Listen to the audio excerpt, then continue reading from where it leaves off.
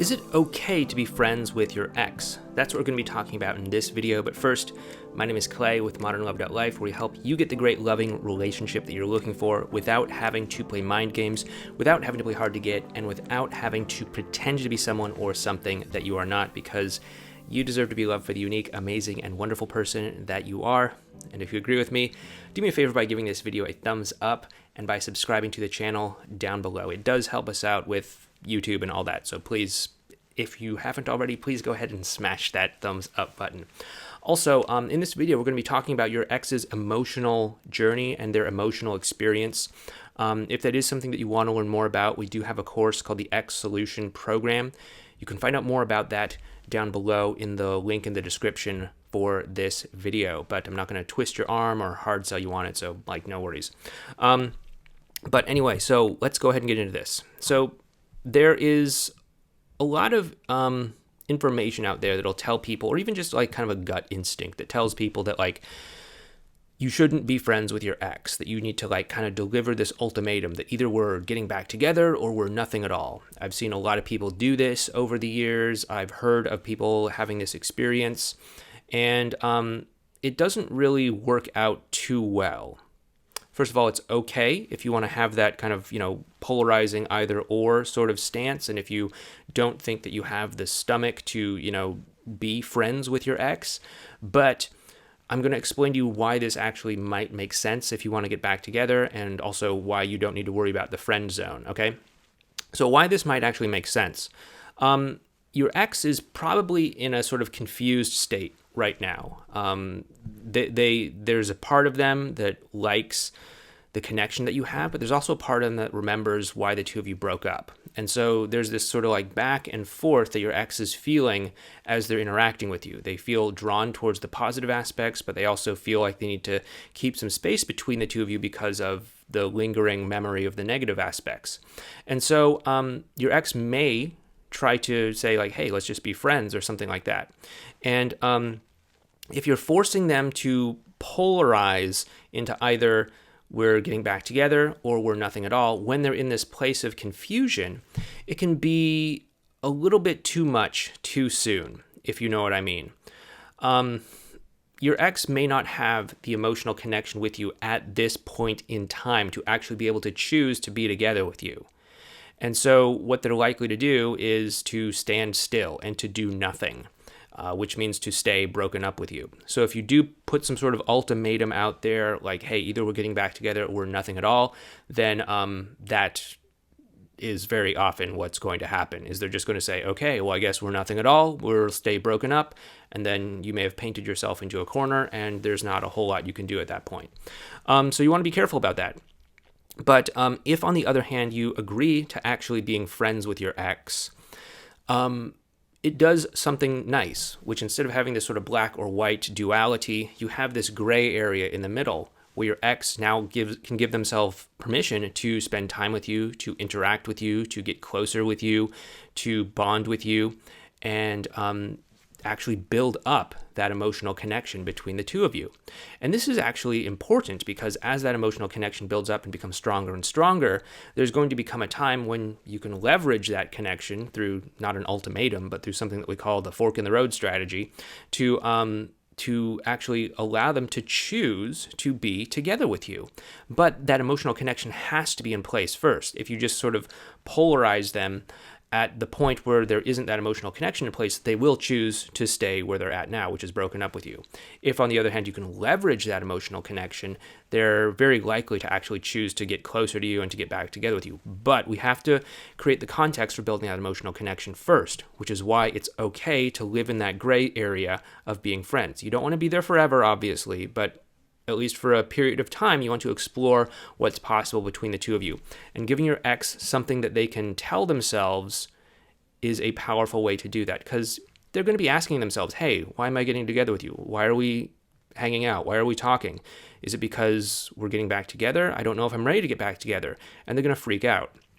But if they have this answer in their mind, which is, well, we're getting together because we're friends, then they have a reason to justify why they're talking to you or spending time with you or interacting with you. And that allows the two of you to actually build that emotional foundation, which can lead to a stronger emotional connection, which we can leverage later on at a certain point in time with a fork in the road strategy to get the two of you back together. So I hope that makes sense. By the way, if you're kind of confused about all of this emotional connection stuff, we do have an entire video series on what we call advanced relational skills. These are skills that help you to connect better with your ex. You can find them right up there in a video playlist that I'll put in the corner. Check it out if you don't know what I'm talking about, if you're new to this channel, or maybe you just need a refresher.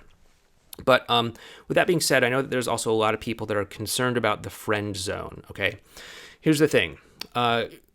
Most people out there, like 99% of the people out there, do not need to worry about their ex putting them in the friend zone, okay?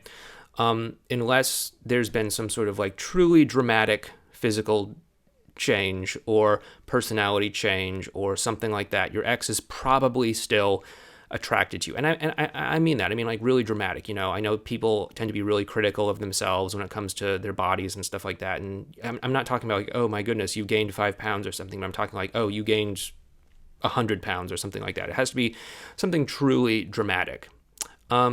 Where it would make sense that like, okay, maybe they just simply are legitimately not attracted any longer. But it's other than that, your ex is probably still attracted to you. Other than some sort of dramatic physical change or some sort of like major personality change where it's like, whoa, I thought you were this kind of person, but instead you're that kind of person. Your ex is probably still going to be attracted to you. It's just a matter of the history between the two of you that just is blocking that attraction. Like, you know, if it were possible to somehow wipe their memory, like one of those memory sticks from Men in Black or something, they would probably still be able to look at you and say, yeah, that's an attractive person. So it's not that there's no attraction there. It's just that the baggage and the history and everything that's happened between the two of you is stopping that attraction and changing the way that they perceive you. And so what we want to do is we want to start to work through that emotional blockage so that we can start to allow the attraction that's already there to start to flow. And so you really don't need to worry about attraction with your ex. 99 times out of 100, it is still there.